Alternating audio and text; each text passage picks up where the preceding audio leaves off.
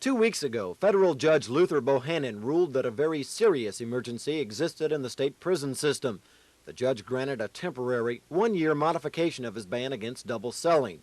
He ruled that the state may house up to 300 inmates in double cells statewide, but the state will have to pay a fine of $1,000 a day for that privilege. State leaders felt the fine was unfair to Oklahoma taxpayers, so they ordered Attorney General Cartwright to appeal Judge Bohanon's decision to the 10th Circuit Court of Appeals. We believe the state should know with definite guidelines how to provide constitutional jail cells, so to speak, and at the same time not be fined by the court. And I think the taxpayers are entitled to know that, and so that they and the legislature can act accordingly. So we deem it necessary and urgent that Judge Bohanon's opinion or ruling be appealed. The state attorney general says he's appealing Judge Bohanon's order because state officials can't understand it.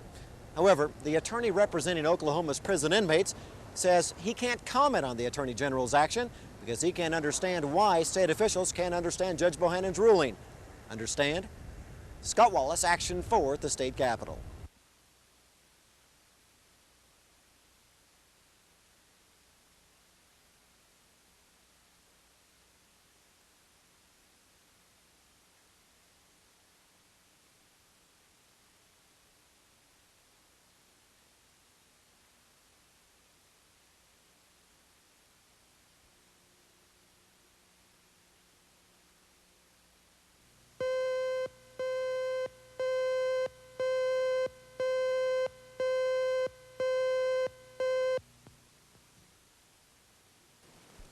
Action 4 has learned one of the victims of the Lakeside murders, 27-year-old Russell Lee Wilson of Norman, also rented this house in Del City under another name. 10 days ago, Del City police entered the house on a vandalism complaint and found speed and amphetamine used to process cocaine and other drug paraphernalia. Wilson and 2 men he was living with had abandoned the house before police arrived. Wilson rented the house under the name of James Robert Davis, the same alias used on an Oklahoma driver's license and other ID cards found on Wilson when he and 21-year-old Lisa K. Fritzler were murdered. Fritzler, also known by her maiden name of Lisa K. Cusick. The couple was found early Sunday morning in Cusick's car parked in a ditch near Lake Overholser. Both had been shot in the head repeatedly and Wilson had been stabbed. A search of Russell Wilson's Del City house turned up a duplicate birth certificate bearing the alias name James Robert Davis. The search also produced several scribbled notes and letters. One to Lisa says, "We are out taking orders." Another to James about a rendezvous in Florida says the plane tickets are under the names James and Lisa. An anonymous neighbor says taking orders and trips to Florida refer to Wilson's alleged involvement in drug trafficking. The neighbor says he was in this house several times. Wilson and his roommates, he says, carried guns, knives, and huge sums of money. On one occasion, he counted $13,000. He says they ran up big phone and Western Union bills, staying in touch with friends in Florida. A.H. Burgett, Chief of Detectives, Del City Police Department, confirms investigators are probing the possibility Russell Wilson was a major drug distributor in the Oklahoma City area. Wilson would allegedly buy the drugs in Florida and sell them in Oklahoma. Burgett says Oklahoma City police are trying to determine if a busted drug deal was the motive for killing Wilson and Cusick. Larry Otis, Action 4, Del City.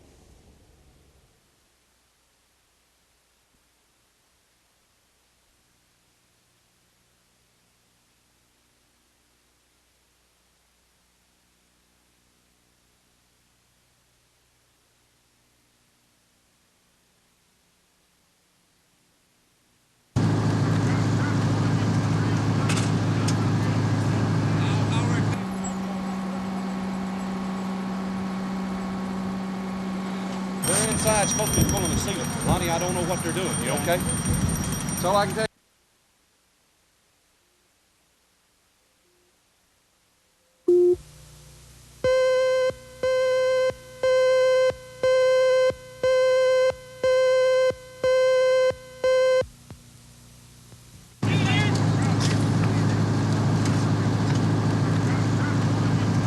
Two lines in that back bedroom part.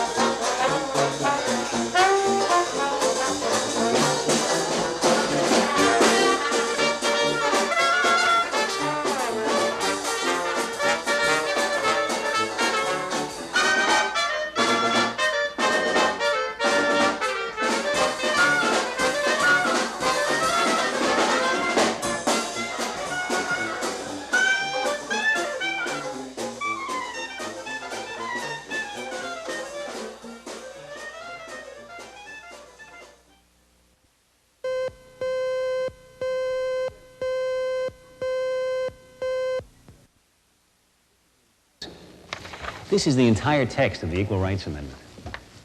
Section 1. Equality of rights under the law shall not be denied or abridged by the United States or by any state on account of sex. Section 2. The Congress shall have the power to enforce by appropriate legislation the provisions of this article. Section 3. This amendment shall take effect 2 years after the date of ratification. That's it. That's the whole thing. But what does it mean? The ratifying of this amendment will affect everyone's lives, not just women, so it's important that we have a clear understanding of the issue. Who better to explain the Equal Rights Amendment than those who are fighting for and against it? First, the supporters.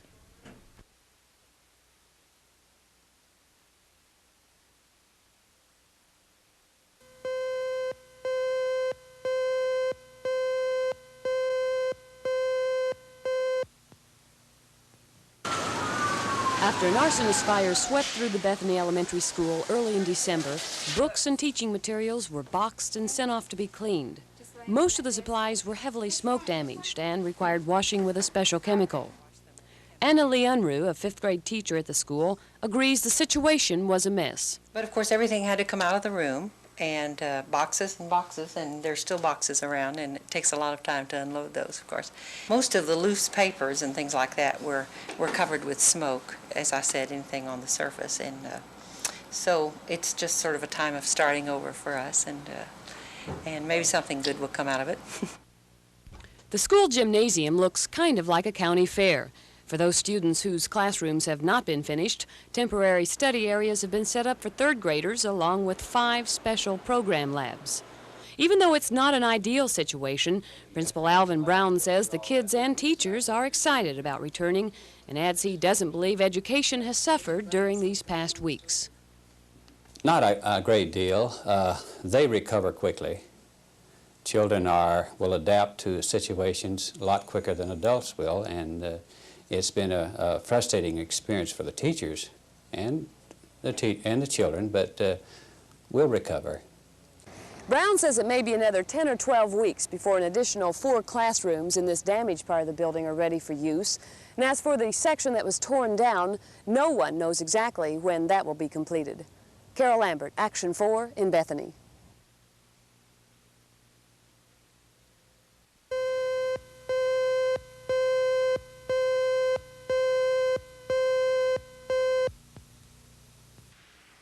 People from all over northern Oklahoma and southern Kansas follow the bingo signs to the Ponca Indian Reservation.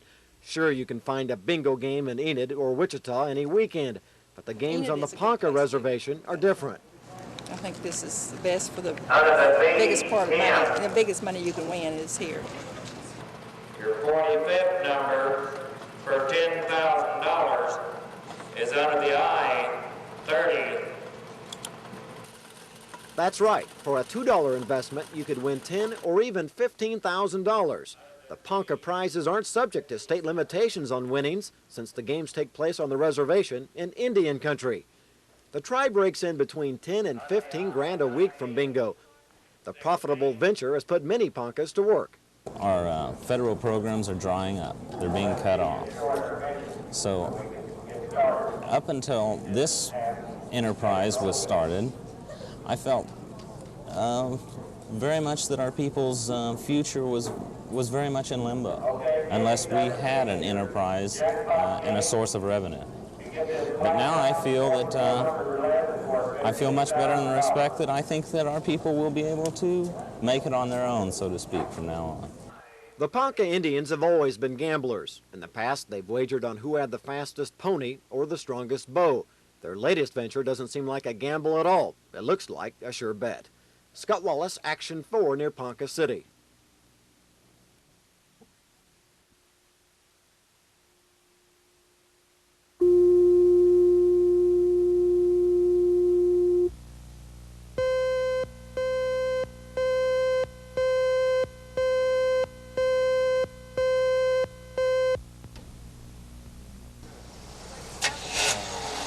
This is how many of us started off the morning. We tried to convince our cars as well as ourselves that it wasn't too cold to go to work. It took a little help from our friends and neighbors, but most of us made it. A little late, but we made it.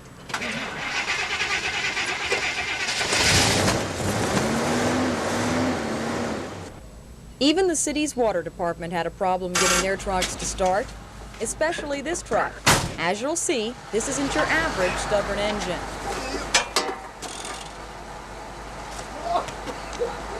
This morning was definitely not a good time for the department to have car problems because on the north side of town, they were needed.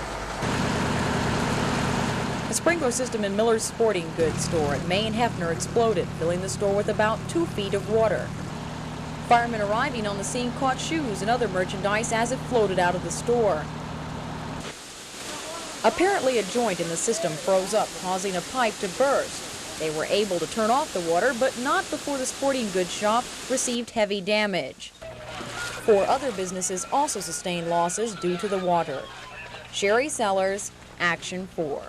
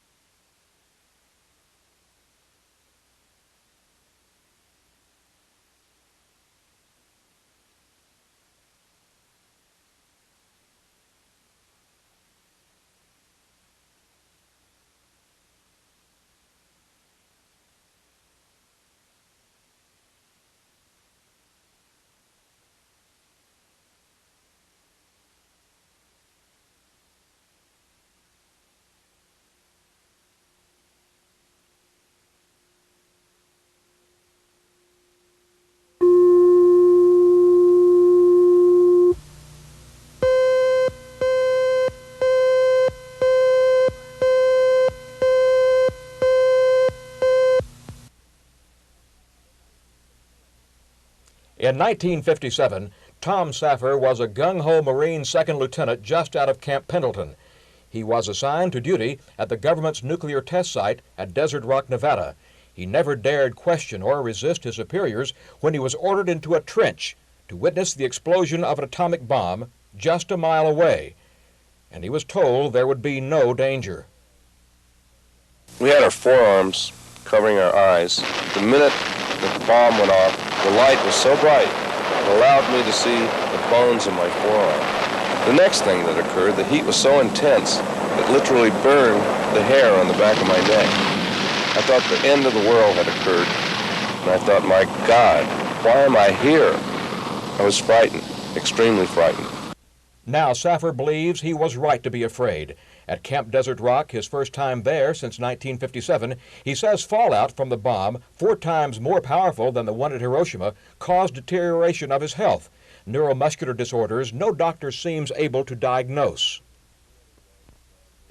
We were taken down to within 300 yards of ground zero. We stood there dumbfounded, and then suddenly a man in a white suit with a hooded respirator ran up to us, came from somewhere, and he pointed at this instrument, meaning that the radioactive readings were high, waving his arm and saying, "Get out of here, get out of here." He was an Atomic Energy Commission field worker. Exposure levels are so low that you would not expect any injury or cancers or anything else 5, 10, 15, 20, 30 years after the fact. Defense Nuclear Agency spokesman Colonel Dale Keller would tell Saffer basically the same thing. The troops were not put in a position where they were exposed to hazardous levels of radiation. Here in Oklahoma City, Dr. Devaki Ganeshan saves lives through the use of very carefully controlled nuclear medicine. She told me the men at Desert Rock, Nevada, who witnessed the bomb explosion were more likely to be harmed from blast burns than from radiation exposure. She talked about possible harm to children these men might bear in the future. So you're saying that, that even in the cases of these men who were involved in the testing, we really don't know what the long-term effects of this radiation exposure are in regard to possible genetic defects and what have you? That's right, yes. Because when you get acute radiation effects like such as these, most people become sterile. So we don't know what kind of offspring they might produce. And those who have lived and who have produced children, they have found no change, no different from the general population. With underground nuclear testing continuing in Nevada, the Department of Defense says medical decisions in favor of atomic veterans could endanger the government's nuclear program. So it's reluctant to admit that tens of thousands of soldiers might have been exposed to dangerous levels of radiation.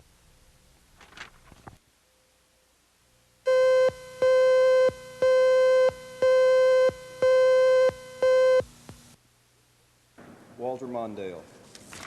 The introduction for the former vice president was brief, and the second annual Oklahoma Education Association banquet made a receptive crowd for Mondale's speech. He supports public education, and particularly the Equal Rights Amendment. Mondale criticized the Reagan administration's record of hiring women. Say you don't need an amendment. You recall a candidate for president last year, who I believe now lives in the White House, said, "I'm for the E, and I'm for the R, but I'm against the A. I'm for equal rights, but we don't need an amendment," he said. Well, I think since then he's proved he's against E, and he's against R, and he's proven we need an A. Mondale pointed out that the state leadership, especially those at the banquet, are behind the amendment. He says he will support women's rights and public education as long as he's in politics, which he expects to be a few more years. Ed Stewart, Action 4 at the Fairgrounds.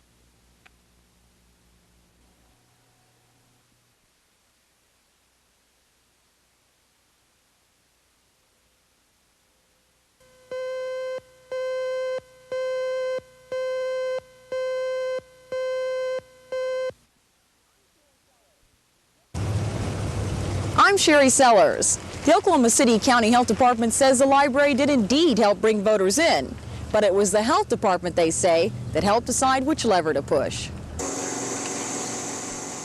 The levers pushed yes for the health department, and that means money for services such as this laboratory.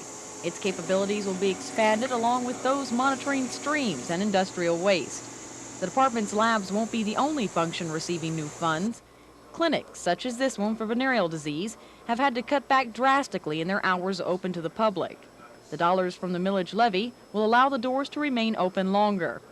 This is the first time in 17 years the health department has asked taxpayers for money, and the individual amount is minimal. First of all, they're paying a cheaper price than they thought they were having to pay. That's what we found.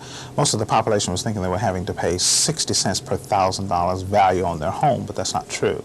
It ranges from, like if we're talking about a $10,000 value home to a $100,000 value home, is from 12 cents to $6.60. The amount will be added on to the ad valorem tax normally paid. These dollars will virtually revive the Oklahoma City County Health Department. Sherry Sellers, Action 4.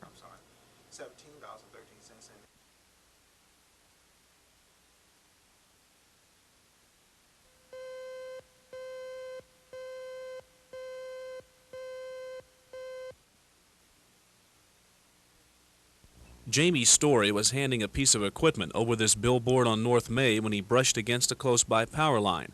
The estimated 7,200-volt shock knocked him across the billboard, where firemen were forced to retrieve it. It just shocked. There was just a big shock, and sparks came down, and the next thing I knew, that I was halfway up the ladder, and then Jamie yelled at me and told me he was okay. Firemen anxiously awaited on the ground as another fireman and a paramedic inched the victim down the ladder.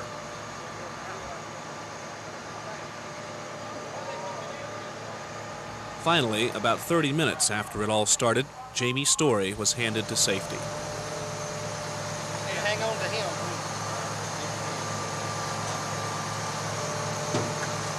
Pass it on down.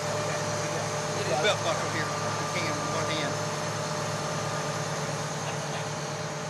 It was just an oddball situation. We'd even have to do that. Normally, we don't have signs back to back. It's just something that we usually doesn't happen usually. But it did, and Jamie Story is now in good condition at Baptist Hospital. And partner Mark Booth says the power lines were just too close. Tony Stizza, Action 4 on North May Avenue.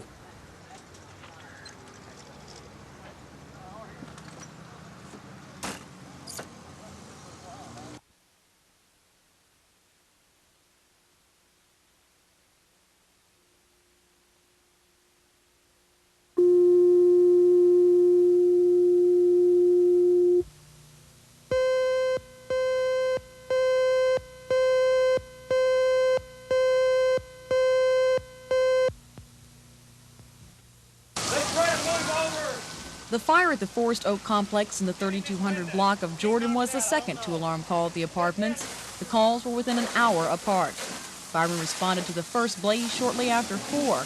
It was extinguished with only one apartment receiving damage.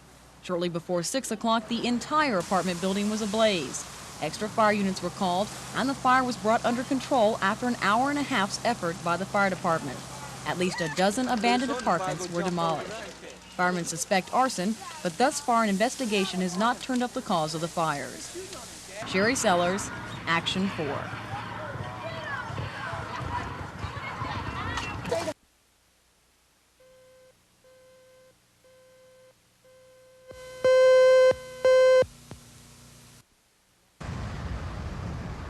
Yukon is a growing community of 19,000. Residents of this Canadian county city are proud of their growth and progress. They have a police force, several fire stations,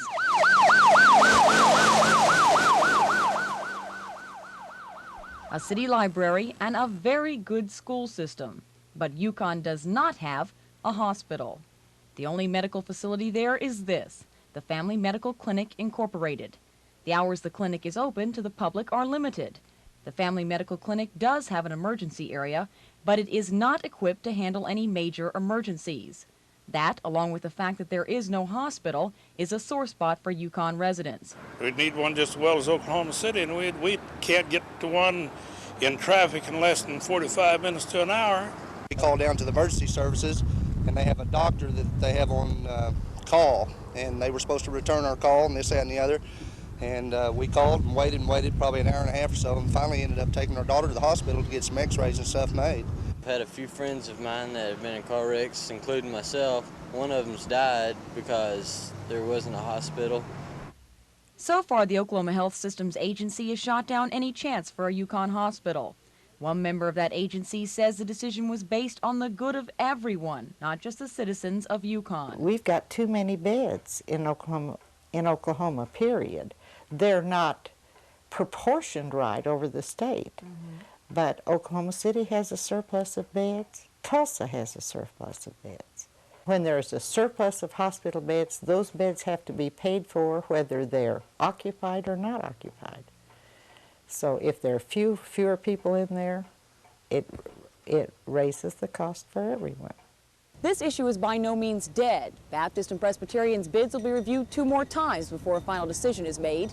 Until then, Yukon residents will have to come here for their medical services, or in the case of a true emergency, Bethany or Oklahoma City. Sherry Sellers, Action 4.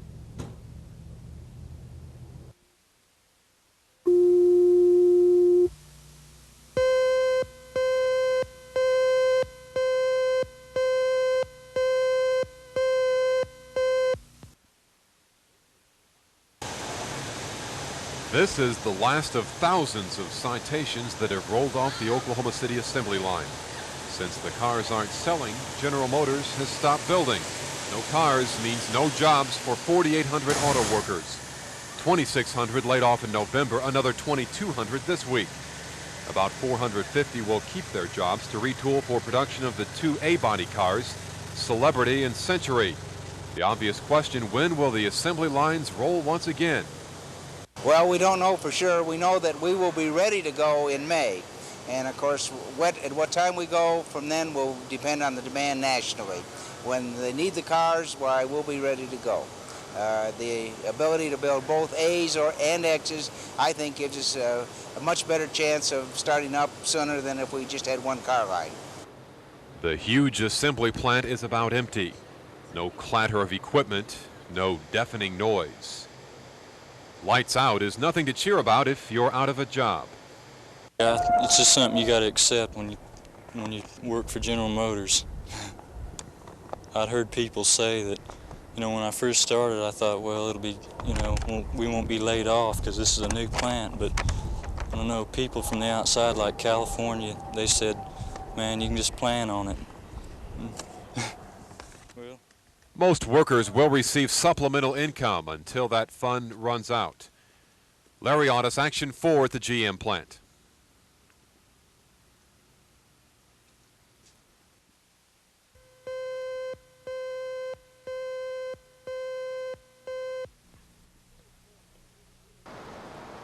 Today's ceremony at the Armed Forces Reserve Center was the battalion's way of honoring one of their own. Corporal Frank Paserb was a passenger aboard a chartered bus for Stars hockey fans that crashed on the Turner Turnpike last February. 3 people were killed in that crash. Others could have died had it not been for the efforts of Paserb. With total disregard for his own painful injuries, and despite conditions of limited visibility, foul weather, and rugged terrain, Lance Corporal Paserb calmly and resolutely worked to locate, administer first aid, and provide shelter for fellow passengers. Upon arrival of rescue units, he assisted in the location, treatment, and evacuation of the injured. He abstained only when directly ordered to do so to preclude further injury to himself. Endurance and personal disregard are qualities of bravery, and bravery is a measure from which Marines are made. The battalion feels that Paserb has proven beyond doubt that he's one of the few, the proud, and that gives them all pride. Charles Schnitzer, Action 4.